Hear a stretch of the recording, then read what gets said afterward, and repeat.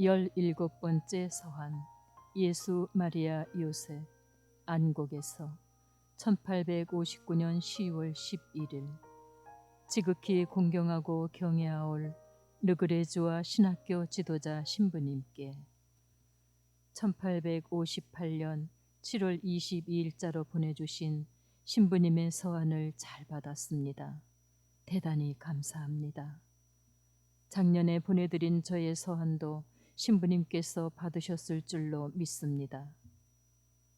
작년 내내 새 선교사들과 신부님들에 대한 새 소식들을 고대하였습니다. 그러나 선교사 신부님들을 영접하기 위해 우리 주교님께서 보내신 우리 거룻배가 강남배를 만나지 못하였는데 그 원인이 무엇인지 모르겠습니다. 우리 배가 여러 날 동안 약속한 장소에서 강남배를 기다렸으나 만나지 못했습니다. 우리는 그 배로 새 동료 선교사들이 입국할 줄로 바라고 있었습니다. 신부님들이 해적을 만난 것은 아닌지, 바다 소용돌이에 휩쓸리지나 않았는지 우리는 크게 염려하고 근심하여 하느님께 간절히 기원하였습니다. 그리고 혹시 다른 배로 우리나라 해안에 나타나지 않을까 기다렸습니다만 지금까지는 우리의 기대가 이루어지지 않고 있습니다. 이 때문에 나날이 우리의 걱정이 커지고 몹시 무서워하고 있습니다. 그러나 이런 슬픔 중에서도 신부님으로부터 지극히 큰 기쁜 소식을 받고 더할 수 없이 큰 위로가 되었습니다. 즉 우리 조선 순교자들이 그리스도의 대리자이신 교황 성하의 인정을 받고 우리 자모이신 교회의 전면에서 공적으로 온 세계에 가경자로 선포된 소식입니다. 언젠가 우리 순교사들도 성인 반열에 오르시어 세계의 모든 교회에서 공식으로 공경을 받으시는 날이 올 때 우리에게 얼마나 기쁘고 영광된 날이 되겠습니까? 원컨대 지극히 좋으신 하느님께서 이다지도 야만적인 지역에서도 큰 영광을 받으시고 전능하신 당신 팔의 능력을 당신 종들의 전구를 통하여 드러내시어 예전에 그들의 충성심을 통하여 그들로부터 공경을 받으셨듯이 그들의 공적 경배를 통하여 모든 이로부터 영광을 받으시기를 바랍니다. 아직까지는 조선 순교사들의 전구로 공적 기적이 일어났다는 말은 못 들었습니다. 아마 순교자들을 공경하는 우리의 정성이 미약하고 우리가 순교자들에게 전구할 줄 몰랐기 때문에 또한 그것을 우리 신자들에게 계몽하는 노력이 부족하였기 때문인 것 같습니다. 먼저 번 박해 때의 순교자들에 대하여 어떤 기적이 있었다는 이야기가 전해지고 있습니다만 신빙할 만한 증인이 없어서 분명하고 확실한 정보를 얻기가 어렵습니다. 앞으로는 신부님의 지시에 따라 신자들에게 순교자들의 전교하심으로 하느님의 주시는 기적을 얻도록 가르치면서 순교자들을 더욱 열절히 공경하도록 인도하겠습니다. 금년에 하느님의 자비하심으로 임금님의 맏아들 즉 원자의 탄생을 계기로 다른 유배자들과 함께 귀양 갔던 우리 교우들이 둘만 빼놓고는 모두 다 풀려서 집으로 돌아왔습니다. 임금님의 맏아들의 탄생은 우리 왕국에는 큰 경사를 가져다 주었고 유배자들에게는 자유를 가져다 주었습니다. 그러나 그 이상은 지금까지 아무것도 없었고 앞으로도 없을 것입니다. 왜냐하면 원자가 얼마 살지 못하고 이내 사망했기 때문입니다. 원컨대 그가 그 자신을 위해서 영원한 기쁨과 자유를 얻을 수 있었다면 얼마나 좋았겠습니까? 한 괴악한 여인이 일으킨 박해도 다 가라앉았습니다. 어떤 교우촌이 그 여인의 고발로 거의 마을 전체가 체포되었으나 얼마 후에는 예전의 자유로 되돌아왔습니다. 삼옥 순방 내내 저는 악인들 때문에 거의 항상 반무장을 하고 다녀야 했습니다.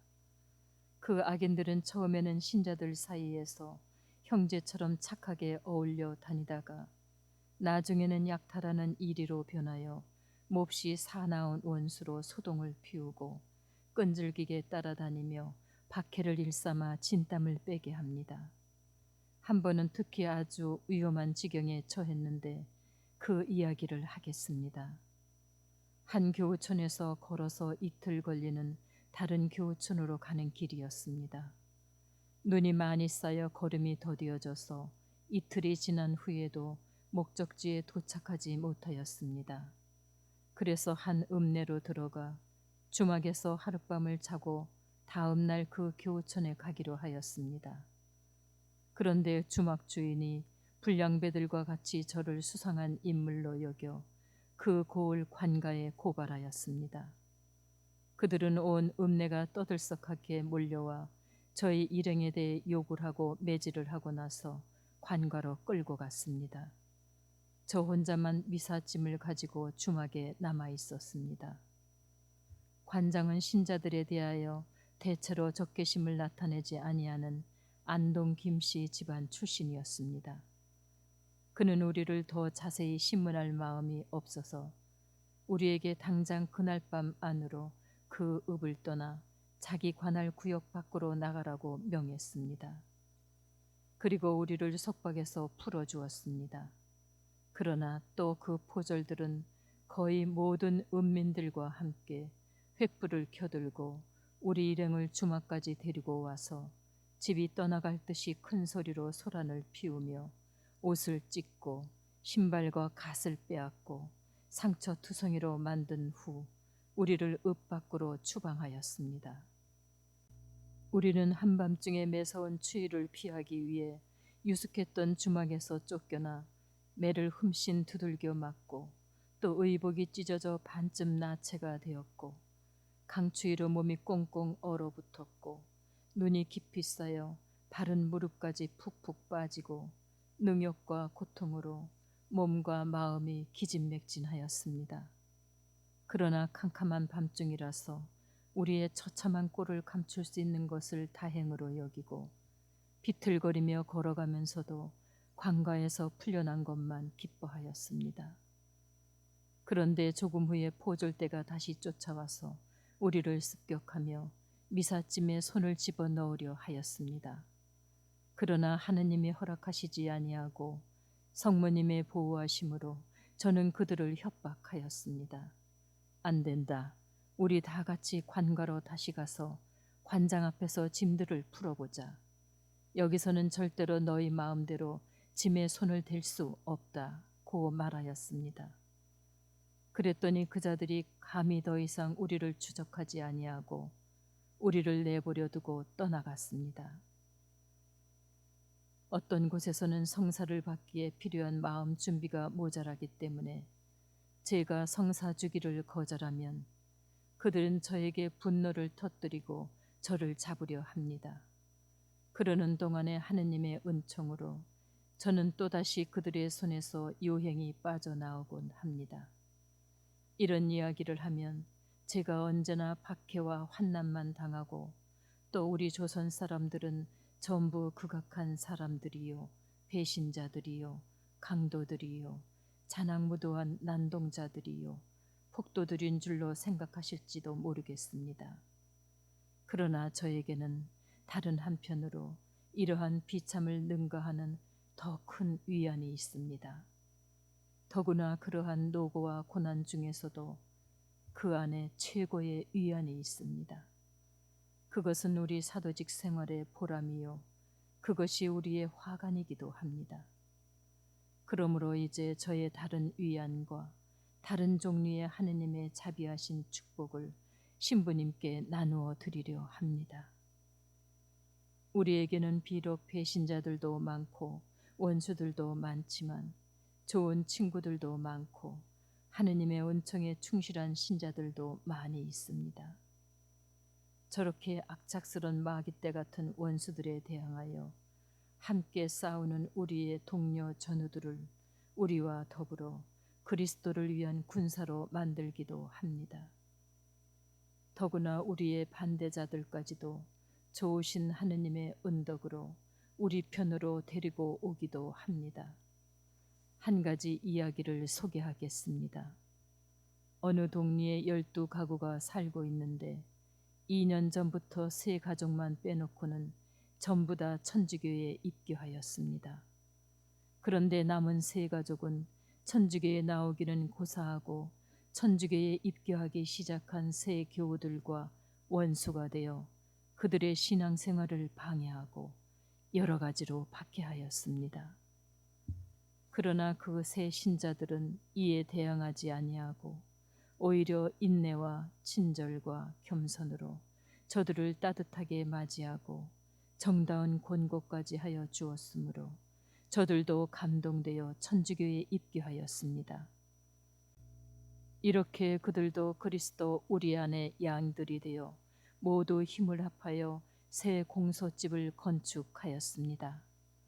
제가 처음으로 그 공소집에 갔을 때 그들은 거의 모두가 기도문과 교리문답을 잘 배우고 영세 준비를 훌륭히 하였습니다. 그래서 지금 이 공소에만도 어른 영세자가 32명이고 어린이 영세자가 10명이며 예비 신자가 17명이나 됩니다. 최근에 또 어떤 사람은 교리를 배워 세례받을 준비를 다 하였으나 오래전부터 병에 걸려 자기 방에서 문밖 출입도 못하였습니다. 그의 집에서 공소까지는 이틀이나 걸리는 먼 거리여서 그는 세례받기 위해 공소까지 갈 수도 없었습니다. 그 병자는 자기와 함께 입교하여 세례를 받으러 가는 동무들을 불러 모으고 하느님 앞에서 장황한 기도를 드렸습니다. 동료들이 병자에게 가마를 타고 가자고 제안하자 병자는 나 같은 죄인이 가마를 타고 편안하게 간다면 오만 불손한 짓이 될 것이요. 차라리 나를 지게에나 싣고 가 주시오 하고 부탁하였습니다. 그 병자는 첫날은 지게에 실려갔습니다. 그 병자는 자기 집에서는 문밖 출입은커녕 누워 있어도 편안해하지를 못했었는데 다음 날에는 지게도 버리고 자기 발로 걸었습니다. 눈이 2자나 쌓인 험한 산길을 걸으면서도 별로 힘겨워하지도 않고 춤추다시피 성큼성큼 뛰어서 공소에 도착하였습니다. 그는 공소에서 열흘 이상 동안이나 저의 도착을 기다렸으나 아무 고통이나 불편을 느끼지 않았습니다. 완전히 열절한 마음으로 세례받은 후 천상의 환희에 가득 넘쳐 영혼도 낫고 육신도 나아서 이중으로 건강하게 되었음을 하느님께 찬미하였습니다. 또 한 사람은 위에서 말한 사람의 친척입니다. 그는 어떤 새 신자로부터 천주교 교리를 듣고 자기도 입교하기로 결심하였습니다. 그는 우선 자기 집의 우상들과 미신을 치워버리기 위하여 귀신 딴지를 힘껏 땅바닥에 내팽개쳤습니다. 그런데 단지는 깨지지 않고 땅 위에서 대굴대굴 굴러갔습니다. 이때 그는 성호를 긋고 나서 그 단지를 다시 집어들고 이번에는 별로 힘을 들이지도 않고 내던졌는데 단지는 그 자리에서 산산이 부서졌습니다. 이런 모양으로 그리스도의 새 군인은 모든 미신 물건들을 없앴습니다. 그랬더니 평소에 온순하던 말이 벼랑간 광증을 부려 사람을 물어버렸습니다. 이 착한 예비 교우는 귀신이 말에 접한 줄로 여기고 너무 격분하여 말을 당장 죽였습니다. 그 다음부터는 귀신의 요상스러운 장난이 뚝 그쳤습니다. 그 예비 교우는 더욱 굳센 신앙과 열심으로 세례받을 준비를 했습니다. 또 어떤 읍에 사는 한 사람은 몇 년 전에 입교하였는데 그의 모친과 아내가 결사 반대하며 날마다 핍박을 하는데도 불구하고 큰 항구심으로 신앙 안에 버티어내면서 열심히 수계하였습니다.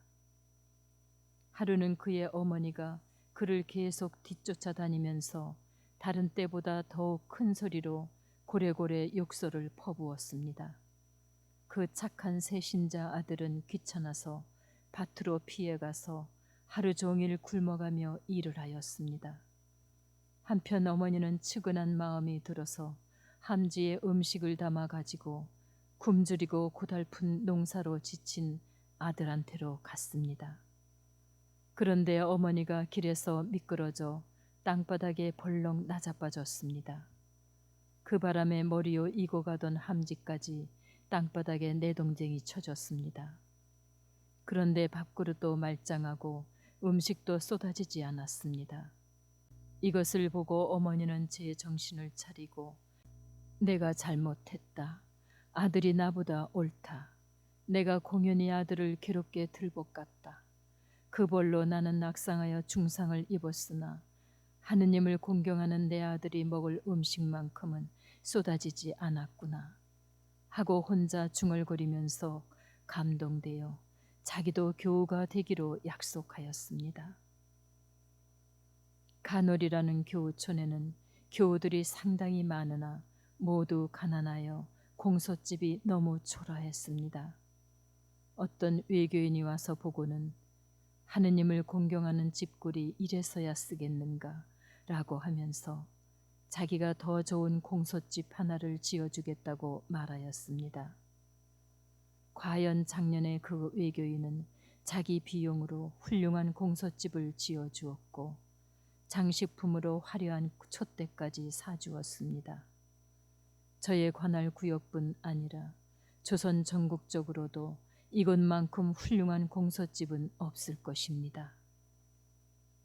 금년에 다블리 안 부주교님께서 저희 관할 구역 내에서 너무 넓고 가장 멀리 퍼져 있는 일부 공소들을 대신 맡아 순방하시어 저의 짐을 덜어주셨습니다. 그래서 그 공소들을 제외한 제 관할 구역의 연말 성무 집행보고는 다음과 같습니다.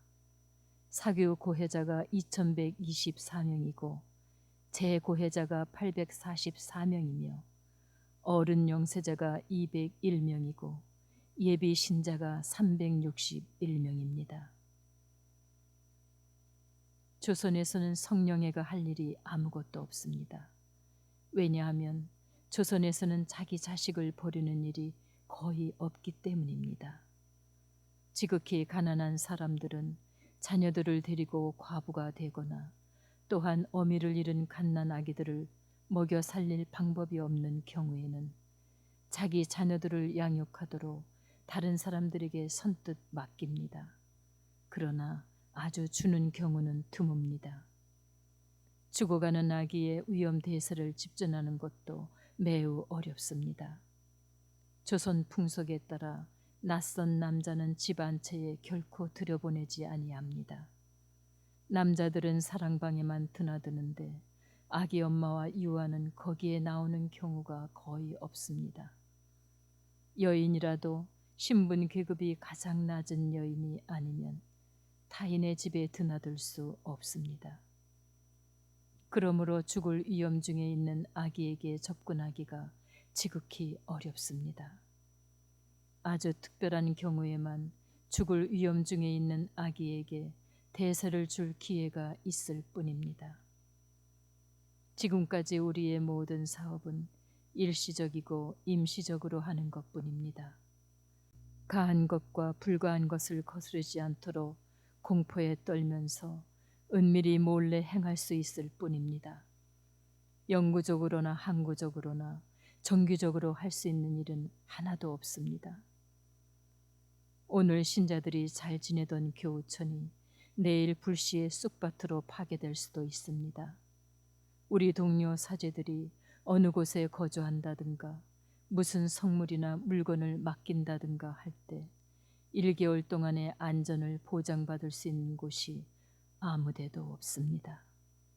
우리 교우들은 자리를 잡고 사는 것이 아니라 나그네 모양으로 떠돌이 생활을 하는 것입니다. 성물뿐 아니라 돈이나 재물이나 다른 물건이나 소유할 수 있는 것은 무엇이든지 최대한 남몰래 간직해야 합니다. 그렇지 않으면 외인이나 양반이나 포졸들한테 빼앗기고 맙니다. 대체로 외인들마저 아무리 부자라도 가난한 사람처럼 입고 먹고 삽니다. 부자로 드러나면 양반들한테 수탈을 당하기 때문입니다. 도처에서 신자들과 외인들이 약탈과 착취를 일삼는 양반들과 포졸들한테서 억울한 처사를 당하는 것을 자주 보게 되니 실로 통탄과 동정을 도저히 억제할 수가 없습니다. 그러나 우리의 가련한 참상을 이야기하기 시작하면 끝이 없을 것이기에 이번에는 이쯤에서 끝내겠습니다. 사부님과 경애할 모든 신부님들께 청하오니 우리를 잊지 마시고 인자하신 하느님께 더욱 간절히 탄원하기를 그치지 마시기 바랍니다. 2년 전에 제가 신부님께 청구한 물건들을 신부님께서 전번 서한에 다 장만하였다고 말씀하셨으나 아직 저는 그 물건을 받지 못하였습니다. 제가 작년에 청구한 것은 돈이 좀 더 들더라도 견고한 것으로 마련하여 보내주십시오. 공경하올 스승님께 지극히 겸손하고 순종하는 아들 최 토마스가 올립니다.